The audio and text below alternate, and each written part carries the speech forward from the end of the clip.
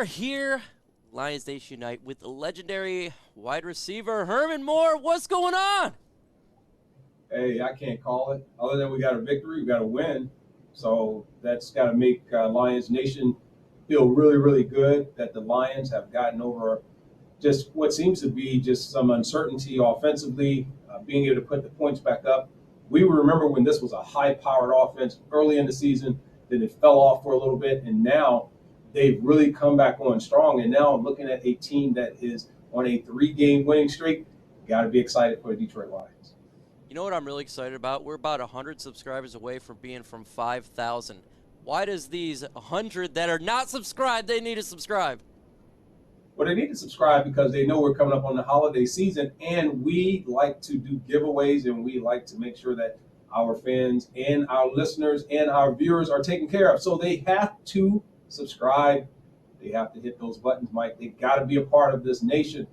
That's what's going to make it happen.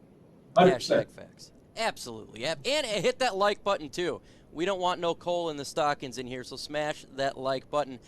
3-game win streak. Herman Moore, fantastic. The season started out rough. We're talking about 1-6. The sky is falling. Everybody's questioning what's going on. And all of a sudden, we go on a 3-game win streak. What has changed with Dan Campbell and this team? I think it's been really the fact that their opponents have given them opportunities. I think the Lions have created some opportunities. But to say that it's all been done because they've taken the game from these opponents, no.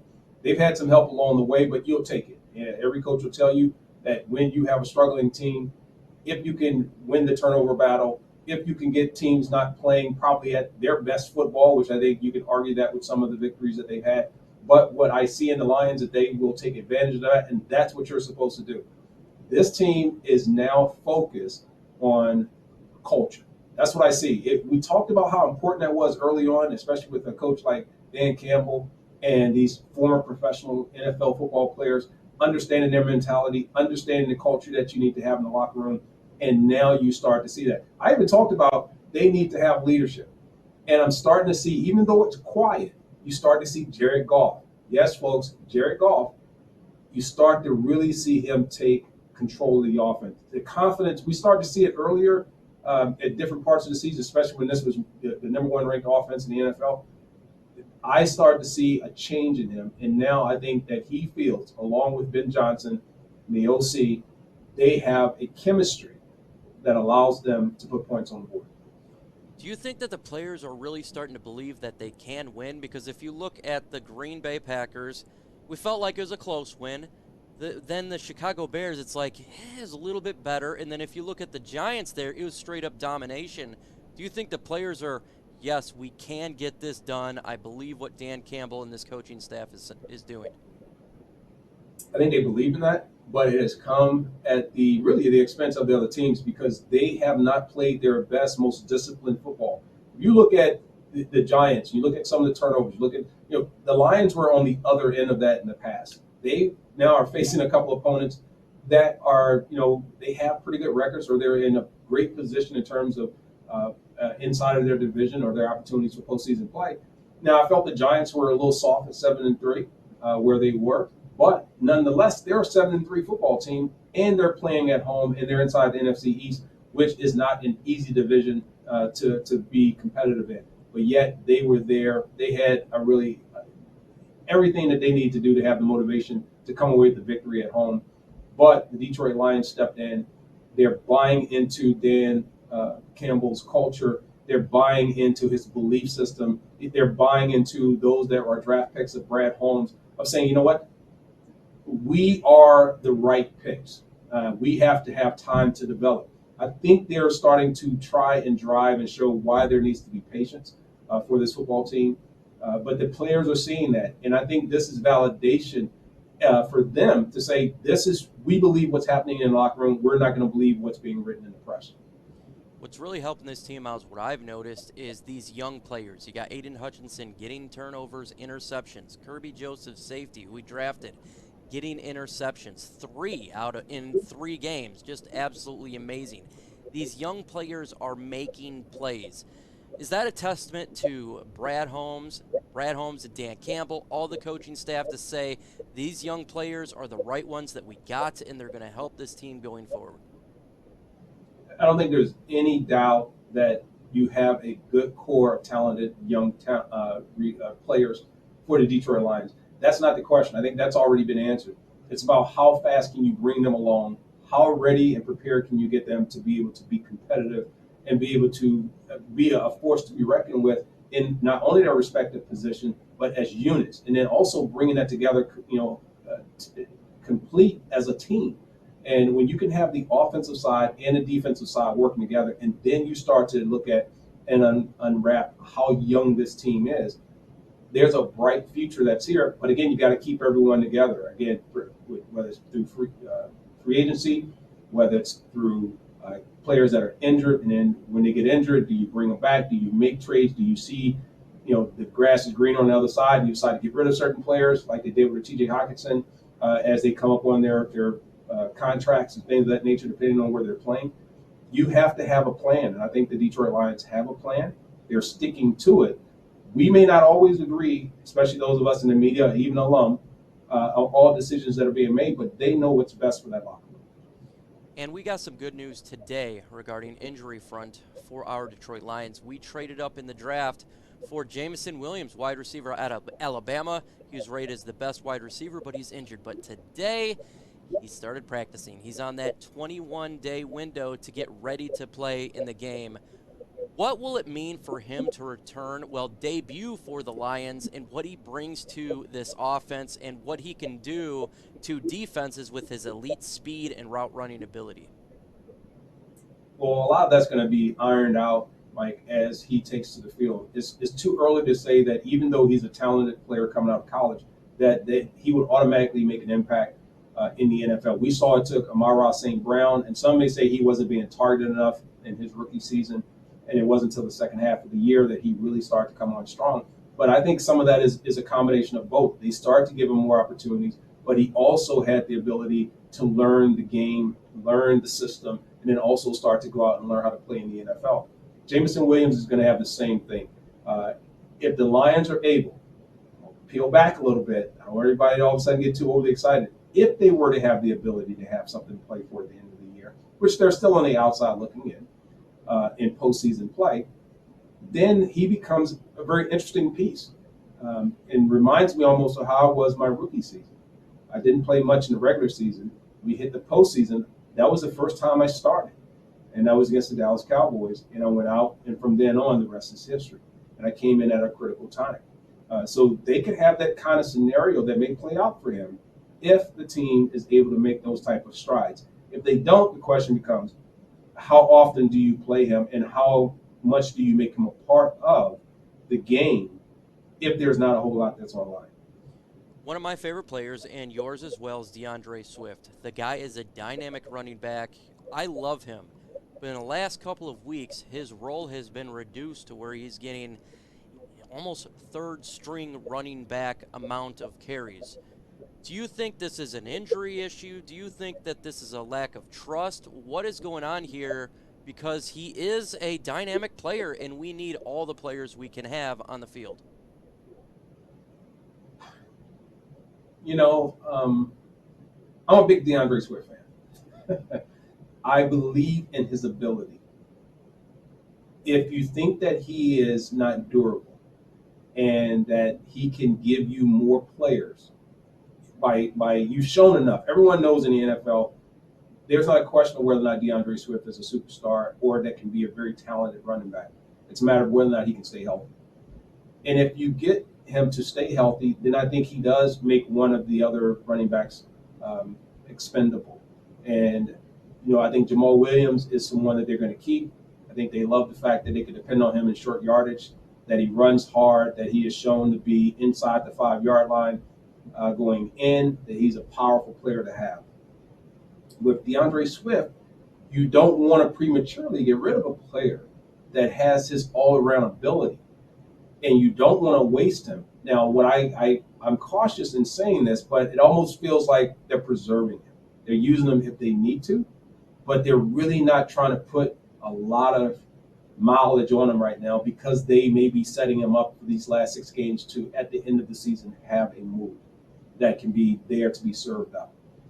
So it's going to be interesting to see how that plays out. I do believe he is better to be with the Lions than without, but I would not surprise me, given some of the moves that we've seen this team make, that if the opportunity came about and the right, I guess, deal was in place, if they could get more players or if they can get different players because they are stacked and they have the confidence at the running back position, that wouldn't be a big surprise to me. Let me know in the comment section right now while you're hearing this, do you want DeAndre Swift to be on this team next year? I love Swift. I want to see him get better. I love that take that you're saying. They could be preserving him for the last 6 games. Woo, that offense, it could be absolute fire if that's the case. That's a genius move, by the way, if that is the case. Lions got a big game on Thursday. Thanksgiving. First off, is it awesome to play on Thanksgiving? Is this just one of the great things that players love? It is. It's Thanksgiving. It used to be our Super Bowl. I didn't even realize this, and a stat was made that the Lions have this winning streak going for Thanksgiving. All I know is this: it is the big game. You think of the Dallas Cowboys, you think of the Detroit Lions, the historic, early game and second game before they now brought, I think, a third, and sometimes they may bring a fourth game. I don't know, but I know it was always Detroit and Dallas. And even when they thought about taking the Thanksgiving Day game away and allowing other teams other than the Detroit Lions and perhaps even the Dallas Cowboys to play on Thanksgiving, there was a lot of Lion fans that were up in arms, okay? So that tells you how important this game is. It was a game that I watched even as a child when I watched Thursday football and watched the Thanksgiving Day football game. Detroit Lions were always there. I knew I was going to be playing in at least one nationally televised game in my career every single year because we had a Thanksgiving Day game. So, yes, that is a big, big game. Now, coming into this season when it comes to the Thanksgiving Day game, we've seen the opponent, Buffalo Bills. A lot of fans like myself said there's zero chance we're winning this game. We're talking about a Super Bowl contender, an elite team. But with the Lions win streak, and they're having turnover issues, throwing a lot of interceptions there, Josh Allen. The Lions have been +7 in the last 3 games in the turnover differential. Do you think the Lions have a chance on Thursday to face against a great team in the Buffalo Bills? And if they win, do they have a shot to make the playoffs? I think that I'll work it backwards. The playoff scenario, I think, is really in their rear view. It's so many things that have to happen. The Lions got to pretty much run the table. Other teams have to pretty much lose quite a bit for the Lions to get in there. Not impossible, improbable. However, being that there is still hope that can happen, I expect nothing but energy and this to be a game that any team, including the Buffalo Bills, they should fear. Because when the Detroit Lions historically have something to play for on Thanksgiving or have momentum going into that game, it spells trouble for the other team because you have to do something to bring them down. You have to do something to bring, I remember any of our teams that came in on a high note, you had to bring us down and knock us off of that cliff. It wasn't going to be something we were going to shoot ourselves in the foot for. So the energy is going to be there, check. You don't have to worry about it. The atmosphere is going to be there, check. The coaches are going to come hype and throw everything under the sun because they're on national television, check. So the only thing the Lions have to do is play disciplined football and do what they're supposed to. The problem you have, you talk about Chicago, you talk about the Giants, you talk about the Packers. I don't think they bring, one, the offense balance that you see with Buffalo and the threat that you see there in their passing game, and also the fact that they can run the football. And you have a very mobile quarterback that also can make plays while running or throwing. Nothing against Fields, okay? But then you go in and you got a defense. This is not a slouch defense. The defense can get after the quarterback. The offensive line is not like the Giants. And granted, the Giants have a pretty decent pass rush. They're okay. But I don't know if they're at the same caliber that you would find with the Buffalo Bills. So I think the Lions' offensive line will make or break what happens. I think they will make or break what happens in this game. If they cannot put up points, the Lions will be in trouble because they will get pressure from the defensive side from the Bills. I think the Detroit Lions are going to throw everything in the kitchen sink in this game. This is going to be one of those games where conservatism is not going to be part of the menu. I have that feeling because just like you were saying, offensively, the Buffalo Bills are nearly top 5 in every single category. We're talking about passing, rushing, and QBR ranked 2 in the NFL. Their defense is nearly top 5 in every single category. So this is a solid team. And again, they're a Super Bowl favorite. It's going to be a fun matchup for sure. And it gives it an opportunity for the whole world to see the Detroit Lions. Yes, we won 3 games straight, but now we have an opportunity to show the world that this team is different. Even if we lose, we're competitive, we're fighting hard, and that'll open up opportunities, unlike this year when we had the Thanksgiving Day primetime game, to maybe something different next year or the end of the year. What is your favorite Thanksgiving Day meal? Favorite Thanksgiving Day meal? You know, I like the rolls, the dinner rolls, when they're nice and they're hot and they're buttery, and I love dessert. So typically some type of a pie, whether it's a sweet potato pie or an apple pie. It's always delicious. And then my coffee. I mean, I'm a coffee guy. You know, I love drinking my coffee, especially if it's really good and it's fresh, it's whole bean, and you have that aroma. And then the biggest part, and people are going to hate me when I say this, is when you have everyone leave and go home. That is the best part. You get to the day with peace and quiet, and you have to put people on a timer, otherwise they will stay all day. So you don't want to make it too comfortable. You don't want to make it uncomfortable. You just make it just right? You want to make it just enough where you hit that 2.5 hour limit. It's time to go. 100% factual. That is that is exactly true. Herm, it was a great conversation. Awesome to talk to you. After the Giants game, before the Bills game, it's kind of a little mixed up. Let's go Lions. We can do it. Yeah. We can do it. We can go to 4. We can go to 4 wins.